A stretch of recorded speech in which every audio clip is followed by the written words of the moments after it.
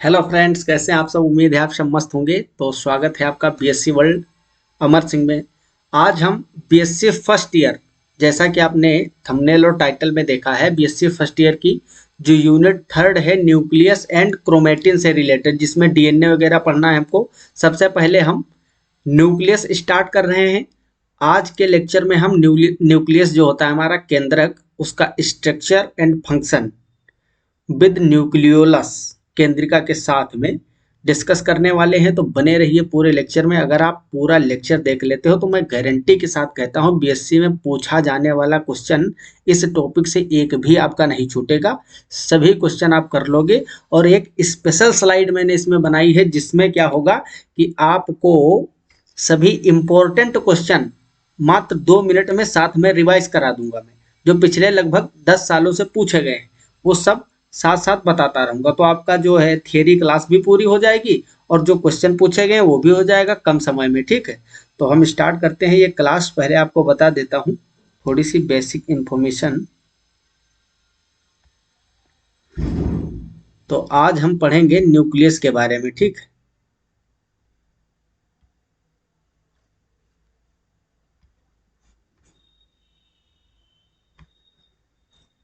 ये क्लास जो है हमारी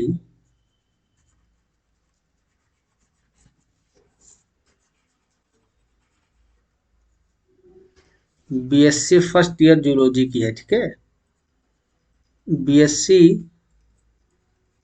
फर्स्ट ईयर जूलॉजी मतलब जंतु विज्ञान।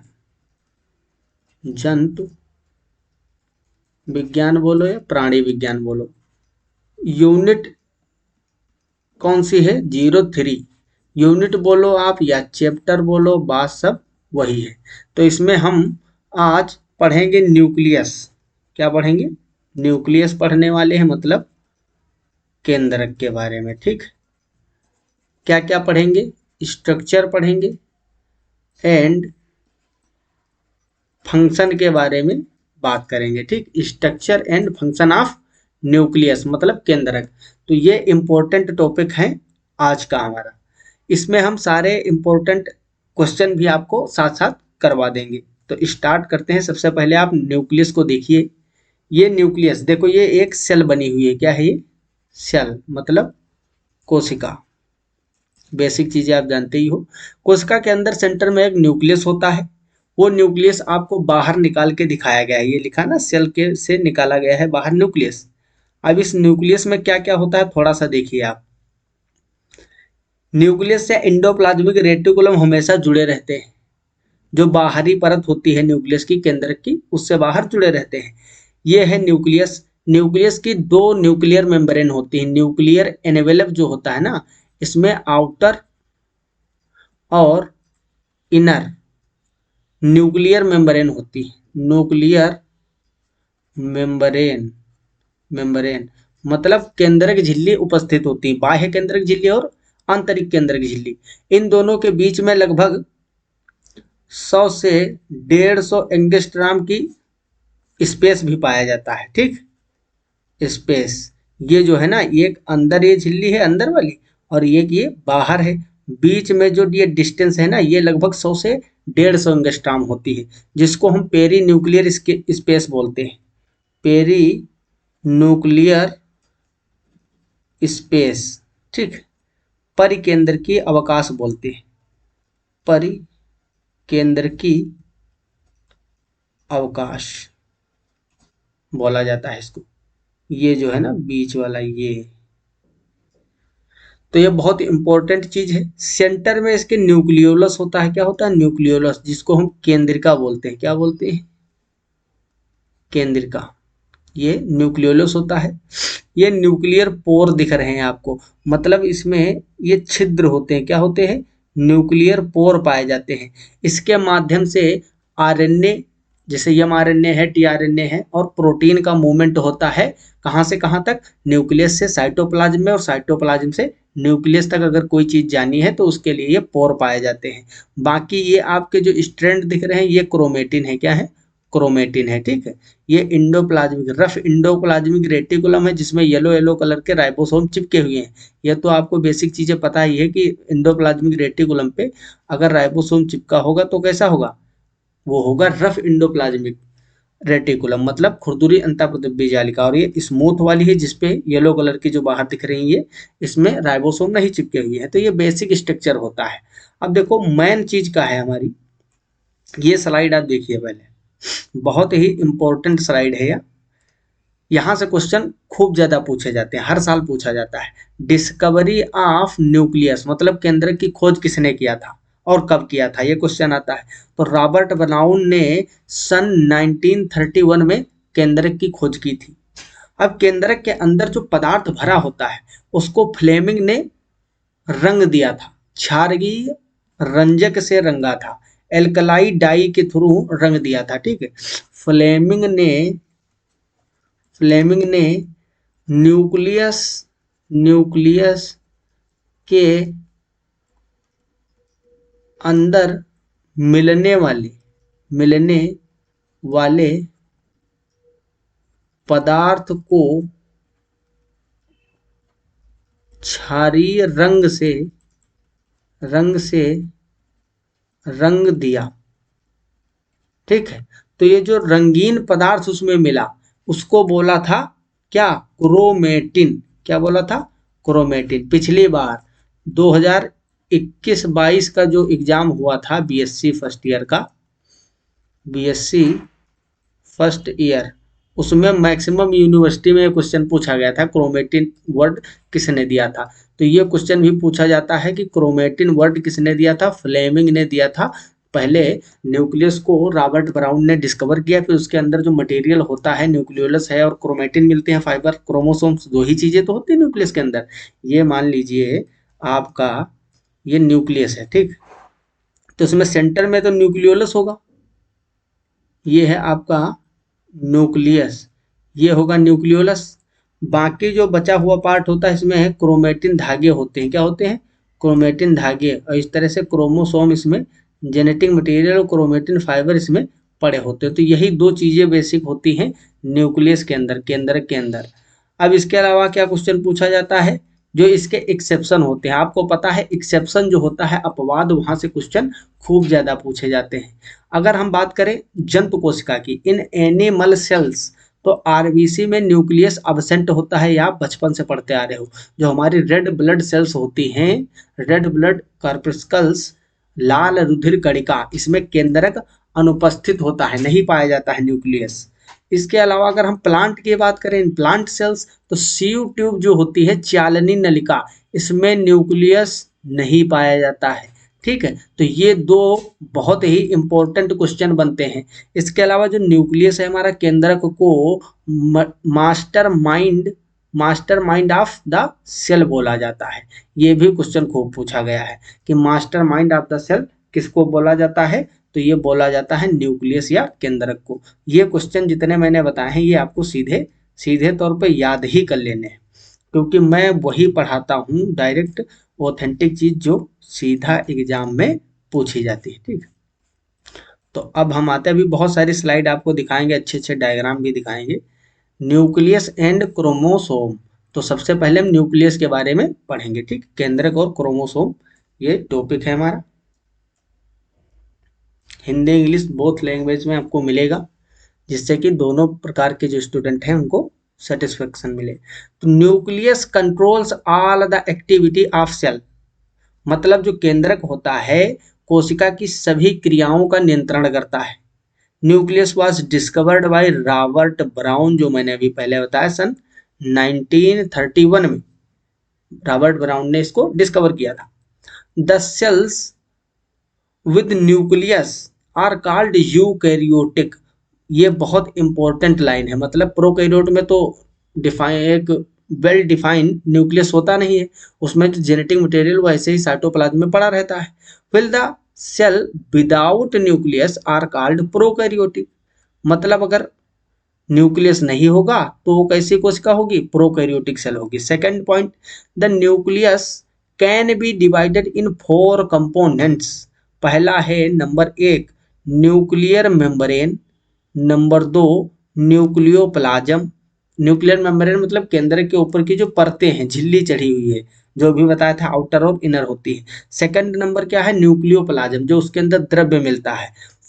नंबर थर्ड क्या है, क्रोमेटिन नेटवर्क, मतलब जो क्रोमेटिल का जाल उसमें बिछा होगा, और न्यूक्लियोलस। तो ये मेन पार्ट है न्यूक्लियस के, केंद्रक के। केंद्रक को 4 भागों में बांटा गया है। केंद्रक कला, जो केंद्र की झिल्ली होती है, और उसके अंदर मिलने वाला द्रव्य, तथा क्रोमेटिन जाल, और न्यूक्लियोलस मतलब केंद्रिका। तो ये मेन पार्ट है केंद्रक के। थर्ड पॉइंट है न्यूक्लियर मेम्ब्रेन। अब एक एक को हम डिटेल में पढ़ेंगे। Nuclear membrane is the outer covering of nucleus, मतलब बाह्य आवरण होता है, केंद्र का बाह्य आवरण होता है। It is in the form of 2 unit membrane, मतलब इसमें आउटर और इनर होंगे, मैंने बताया था ना। In between this 2 membrane there is perinuclear space, अभी बताया था ना, परिकेंद्र की या पेरी न्यूक्लियर स्थान होता है, जो कि 100 से 150 इंगस्ट्राम होता है लगभग। Ribosomes on outer surface of outer membrane, ribosomes are attached, मतलब जो बाह्य परत होगी इसकी, केंद्र की, न्यूक्लियस की, उस पे राइबोसोम अटैच होते हैं। अभी मैंने दिखाया भी था आपको डायग्राम में। Nuclear membrane has hexagonal to octagonal pores, मतलब केंद्रक कला में षटकोणीय से लेकर अष्टकोणीय छिद्र होते हैं। ये छिद्र काम क्या करते हैं, छिद्र का फंक्शन होता है, ये आरएनए है, प्रोटीन है, इन चीजों को केंद्रक द्रव्य से लेकर कोशिका द्रव्य तक, मतलब न्यूक्लियोप्लास्ट से साइटोप्लाज्म, और साइटोप्लाज्म से न्यूक्लियोप्लाज्म में मूवमेंट के लिए होते हैं, आवागमन के लिए। फोर्थ पॉइंट है nucleoplasm, a network of thread-like structure is present which is called chromatin network. Chromatin is composed of DNA, so it is genetic material. आपको पता ही है, जो क्रोमेटिन फाइबर होंगे तो किस चीज से मिलकर बने होते हैं, न्यूक्लियोसोम से बने होते हैं। न्यूक्लियोसोम क्या होता है, हिस्टोन प्रोटीन के ऊपर लिपटा हुआ डीएनए। ये हिस्टोन प्रोटीन है आपका, इस पे लिपटा हुआ इस तरीके से जो डीएनए होता है, उसी से बनते हैं ये पूरा न्यूक्लियोसोम। डीएनए लिपटा है हिस्टोन प्रोटीन पे, ये क्या है, हिस्टोन, हिस्टोन प्रोटीन, और ये लिपटा है आपका डीएनए। तो ये पूरा बन गया आपका न्यूक्लियोसोम। क्या बन गया, न्यूक्लियोसोम। यही न्यूक्लियोसोम आपस में कंडेंस होके क्या बनाते हैं, ये क्रोमेटिन का रूप धारण कर लेते हैं। और ये डीएनए जेनेटिक मटेरियल है, आप लोग जानते हो। In interphase stage chromatin are viscous and colloid, मतलब सेल डिवीजन का जो इंटरफेज स्टेज होता है, तब ये कोलाइड पार्टिकल के जैसे होते हैं। along with DNA, chromatin also has RNA, histone and non-histone protein, इसमें हिस्टोन और गैर हिस्टोन प्रोटीन भी पाए जाते हैं। तो इधर हिंदी में भी लिखा, आप साथ साथ पढ़ सकते हो, वैसे भी मैं हिंदी में ही तो समझा रहा हूँ।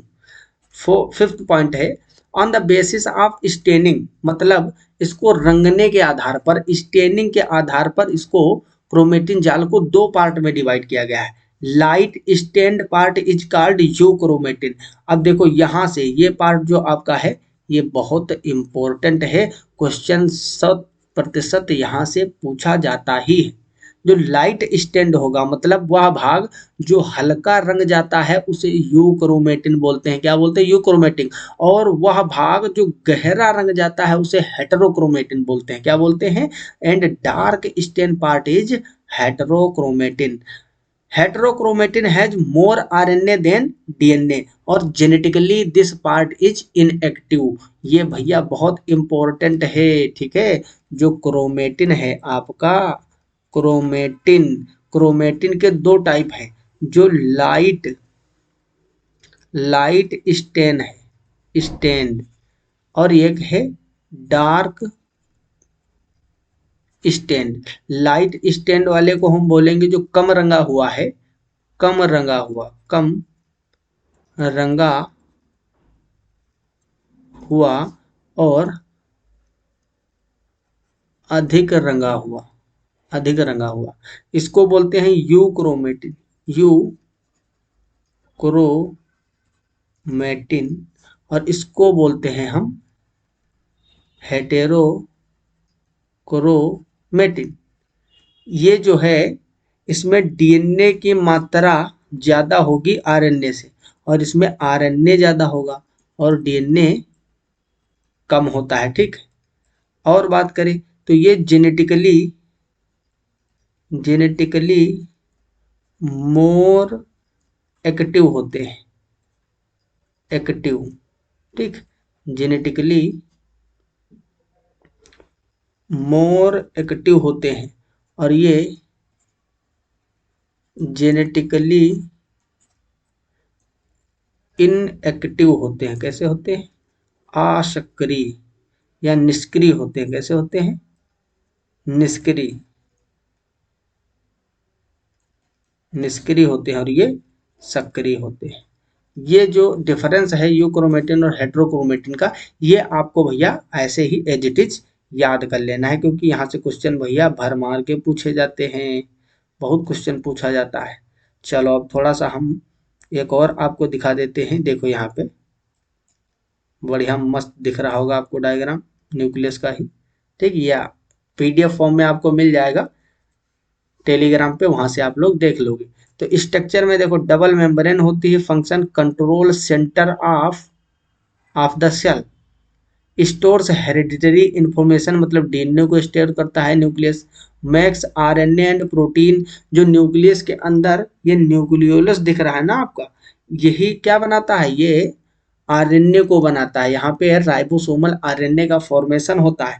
मैक्स राइबोसोम, न्यूक्लियोलस के अंदर राइबोसोम भी बनाए जाते हैं, राइबोसोम का फॉर्मेशन होता है। और राइबोसोम न्यूक्लियस के अंदर ट्रांसलेशन वगैरह जब होता है ना, तो इसमें जो है प्रोटीन के सिंथेसिस में भी ये हेल्प लेते हैं। सेल टाइप, इसके आधार पे यूकैरियोटिक और प्रोकैरियोटिक, प्लांट और एनिमल सेल, इस तरह से आप डिवाइड कर सकते हो। आइए अब जो मेन पार्ट है हमारा, वहां पे हम आते हैं। जितनी चीजें मैं बता रहा हूँ सभी आपको सीधा याद कर लेना है, बहुत ज्यादा पूछा जाता है क्वेश्चन, ठीक। अब बात करते हैं हम न्यूक्लियोलस, केंद्रिका की। न्यूक्लियोलस इज अ राउंड और Oval structure present in nucleoplasm, मतलब ये आपका केंद्रक है, इसके अंदर ये प्रेजेंट होगी। ये जो मैं डॉटेड डॉटेड दिखा रहा हूँ, ये क्या है? न्यूक्लियोप्लाज्म, ठीक है। और ये आपकी केंद्रिका है, क्या है? न्यूक्लियोलस, ये न्यूक्लियोलस है, ठीक है। ये है न्यूक्लियोप्लाज्म, न्यूक्लियोप्लाज्म, ठीक। ये है आपका न्यूक्लियस, न्यूक्लियस, और ये हो गया न्यूक्लियोलस, न्यूक्लियोलस, ठीक है, केंद्रिका। तो ये देखिए ये न्यूक्लियोप्लाज्म में पड़ी होती है, राउंड और ओवल स्ट्रक्चर होता है प्रेजेंट इन न्यूक्लियोप्लाज्म।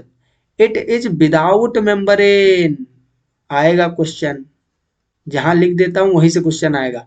इसके ऊपर देखो केंद्रक जो है न्यूक्लियस, इसके ऊपर दो मेम्ब्रेन है, डबल यूनिट मेम्ब्रेन सिस्टम है। लेकिन जो आपका ये न्यूक्लियोलस है, केंद्रिका, इसके ऊपर कोई भी मेम्ब्रेन नहीं होती है, तो ये विदाउट मेम्ब्रेन होती है। कैसी होती है? इसमें कोई झिल्ली नहीं होती है, but surrounded by chromatin filament, लेकिन एक क्रोमेटिन तंतुओं से घिरी होती है, क्योंकि चारों ओर इसके क्रोमेटिन फिलामेंट बिखरा होता है। Chemically it is composed of RNA and protein, ये फिर अगेन एक क्वेश्चन यहाँ से बनेगा, ठीक। ये रासायनिक रूप से आरएनए और प्रोटीन का बना होता है। मोस्ट ऑफ द सेल है वन न्यूक्लियोलस, अधिकतम जो कोशिकाएं होती है उसमें सिर्फ एक ही केंद्रिका मिलेगी, लेकिन कुछ में एक से ज्यादा 3-4 तक हो सकती है न्यूक्लियोलस। न्यूक्लियोलस का नंबर एक से ज्यादा भी हो सकता है, क्यों? क्योंकि जो ज्यादा एक्टिवली प्रोटीन सिंथेसिस करती हैं सेल, उसमें न्यूक्लियोलस की संख्या ज्यादा होती है। अगर ज्यादा न्यूक्लियोलस की संख्या है तो क्या उससे प्रदर्शित होता है? ऐसे भी घुमा के क्वेश्चन पूछा जाता है। तो इसका सीधा मतलब ये होता है कि वो सेल जिसके न्यूक्लियस में कई न्यूक्लियोलस हैं, वो एक्टिवली प्रोटीन सिंथेसिस में पार्टिसिपेट कर रही है। In prophase stage of cell division nucleolus disappears and reappears in telophase. ये आपका जो आगे आने वाली यूनिट फोर्थ है सेल डिवीजन वाली, उसके लिए भी बहुत इंपॉर्टेंट है, ठीक है, क्योंकि प्रोफेज में ये डिसअपेयर हो जाएगी और फिर से टीलोफेज में ये रीअपियर हो जाती है। तो ये भी क्वेश्चन खूब पूछा जाता है। पॉइंट नंबर 6 है स्ट्रक्चर, और किसका स्ट्रक्चर? न्यूक्लियोलस का, ठीक। The nucleolus consist of 4 part, मतलब न्यूक्लियोलस की संरचना में 4 भाग होते हैं।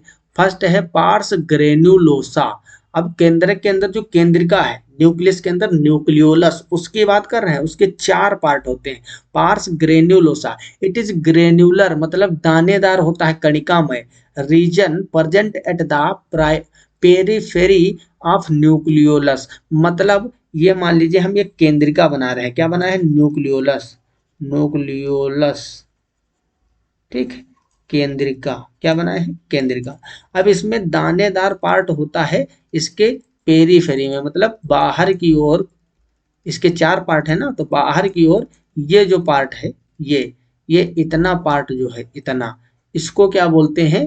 Pars, pars granulosa, pars granulosa, ठीक, पार्स ग्रेनुलोसा।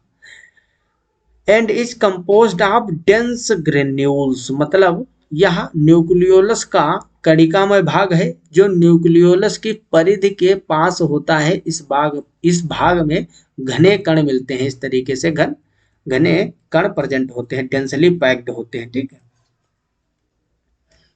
सेकंड पार्ट जो इसका होता है वो होता है pars fibrosa, pars pars fibrosa. This region is present inner to the granular region and is made up of many fibrils, मतलब यह भाग कणिकामय भाग के अंदर की ओर होता है और अनेकों तंतुओं का बना होता है। मतलब यहाँ पे इस तरीके से आपको रेसे देखने को मिलेंगे। क्या मिलेंगे? रेसे देखने को मिलेंगे। न्यूक्लियोलस के अंदर ही बात कर रहे हैं। तो ये एक पार्ट हो गया जो दानेदार कणिकामय था, और दूसरा फाइबरस हो गया जिसमें रेसे प्रेजेंट है। थर्ड आता है pars amorpha. It is liquid part of nucleolus in which chromatin parts, RNA and some enzymes are present. ये बीच वाला पार्ट है। इसमें आरएनए के मॉलिक्यूल्स भी होंगे कुछ, ठीक है। आरएनए के मॉलिक्यूल्स होंगे कुछ, छोटे छोटे आरएनए के मॉलिक्यूल होंगे। इसके अलावा इसमें क्रोमेटिन, क्रोमेटिन का भी पार्ट होता है कुछ, ठीक है, और एंजाइम प्रेजेंट होते हैं, ठीक है। तो इस तरीके से ये इसके पार्ट होते हैं। अब कितने टाइप के न्यूक्लियोलस हो सकते हैं, ये अगेन इंपॉर्टेंट आ रहा है। क्या है? बहुत ही इंपॉर्टेंट क्वेश्चन यहाँ से भी बनते हैं। Type of nucleolus, nucleolus are of 3 types. कितने टाइप के होते हैं? ये टोटल 3 टाइप के होते हैं। पहला है प्लाज्मासोम्स, प्लाज्मासोम्स बोलते हैं, plasmasomes. These nucleolus are osmophilic and are stain with acetic dyes, मतलब ये ओस्मोफिलिक नेचर की होती हैं और इनको हम अम्लीय रंजक से रंग सकते हैं। अगर अम्लीय रंजक से रंग जा रही है तो वो प्लाज्मोसोम टाइप की न्यूक्लियोलस होगी। सेकंड है कैरियोसोम्स। क्या है? कैरियोसोम्स। कैरियोसोम कहने का मतलब देखो, कैरियोमिन तो न्यूक्लियस से रिलेटेड है। These are basophilic and stain with basic dye, अगर ये क्षारीय रंजक से रंग रही है तो उसको हम कैरियोसोम बोलते हैं। थर्ड है एम्फी न्यूक्लियोलाई, एम्फी मतलब दोनों टाइप, ठीक है। In this nucleoli some part take acidic stain and some part takes basic stain, मतलब दोनों चीजें। इसका कुछ भाग अम्लीय और कुछ भाग क्षारीय रंग से रंग जाता है, इसलिए इसको बोलते हैं amphinucleoli. These are also called nucleosome, इसको न्यूक्लियोसोम भी हम बोलते हैं, ठीक है। अब हम बात करते हैं फंक्शन ऑफ न्यूक्लियोलस की। केंद्रिका जो होती है, केंद्रिका के कार्य क्या होते हैं? न्यूक्लियोलस के कार्य। फर्स्ट, ये कार्य भैया बहुत इंपॉर्टेंट है, बहुत ज्यादा क्वेश्चन यहाँ से आता है। फॉर्मेशन ऑफ राइबोसोमल आरएनए, मतलब ये आर आरएनए का निर्माण करवाता है, फॉर्मेशन करवाता है, ठीक है। आर आरएनए का निर्माण न्यूक्लियोलस में ही होता है। Second, it is helpful in protein synthesis because it collects freshly produce mRNA. MRNA समझते हो? एमआरएनए डीएनए से जब ट्रांसक्रिप्शन होगा तो एमआरएनए बनेगा और उससे आगे चलकर प्रोटीन ट्रांसलेट होगी। For the cellular protein synthesis, मतलब यह प्रोटीन संश्लेषण में भी सहायक है क्योंकि यह कोशिकीय प्रोटीन संश्लेषण के लिए नए बने हुए एमआरएनए रखता है। थर्ड है इसमें, it plays important role in cell division, मतलब यह कोशिका विभाजन में महत्वपूर्ण भूमिका निभाता है। डिसअपियरेंस रीअपियरेंस होता है ना, तो ये काफी रोल निभाता है उसमें। अगला इसमें पार्ट है हमारा फंक्शन जो होता है न्यूक्लियोलस का। It may also be the site of histone synthesis, यह हिस्टोन प्रोटीन के संश्लेषण का भी स्थान होता है।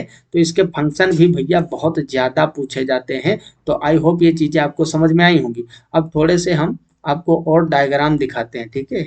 ये डायग्राम देखिए थोड़ा सा, ये सब आपको नोट्स मिल जाएंगे, ठीक है, टेंशन लेने की कोई ज़रूरत नहीं है। तो फंक्शन यहाँ स्टोर्स डीएनए न्यूक्लियस वगैरह के फंक्शन हैं। यहाँ पे आप कई सारे डायग्राम देख सकते हो अलग अलग टाइप के, मैंने आपके लिए ही सब चुन के रखे हुए हैं, ठीक है। तो जितना अच्छा आप देखोगे आपको उतनी ही क्लियरेंस आएगी।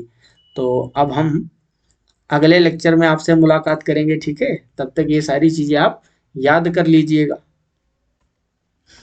क्योंकि साथ साथ चीज़ें आप याद करते रहोगे तो आपका फायदा बहुत ज़्यादा होगा। क्योंकि जब चीज़ें साथ ही साथ याद होती हैं, जो क्लास चल रही है, ऐसा नहीं कि आप लेक्चर देख लिए बस बात खत्म हो गई, कुछ नहीं होगा, फिर सिस्टम सब बिगड़ जाएगा। आप क्या करिएगा, इसका नोट्स बनाइए, प्रॉपर नोट्स बनाइए और उसको बराबर रटते रहिए, ठीक है। कुछ इंटेलिजेंस पावर वगैरह कुछ नहीं, ये सब बकवास होता है, सिर्फ हार्ड वर्क काम आता है। आप बार बार लिखिए, प्रैक्टिस करिए, क्वेश्चन लगाइए। हम क्वेश्चन भी साथ साथ करवा रहे हैं, अभी इन्फेक्शियस डिजीज का आपको मिला होगा। इसके अलावा भी बहुत सारे एमसीक्यू टाइप क्वेश्चन पड़े हुए हैं पिछले साल के। भाई जब सिलेबस वही है, जो 21-22 में क्वेश्चन आए वही तो 22-23 में आना है ना, इस सत्र में भी वही पूछा जाएगा। तो जब उसको पढ़ के बच्चे 90% तक गए हैं, तो आप भी तो पढ़ सकते हो ना उसको। उसको पढ़िए, वो क्वेश्चन प्रैक्टिस करिए लगातार, ठीक है। फिर देखिए आपका कॉन्फिडेंस अपने आप लेवल अप होने लगेगा। तो अच्छे से पढ़ाई करते रहिए, मिलते हैं अगली क्लास में। तब तक के लिए okay bye, all the very best, thanks for watching. जय हिंद, जय भारत।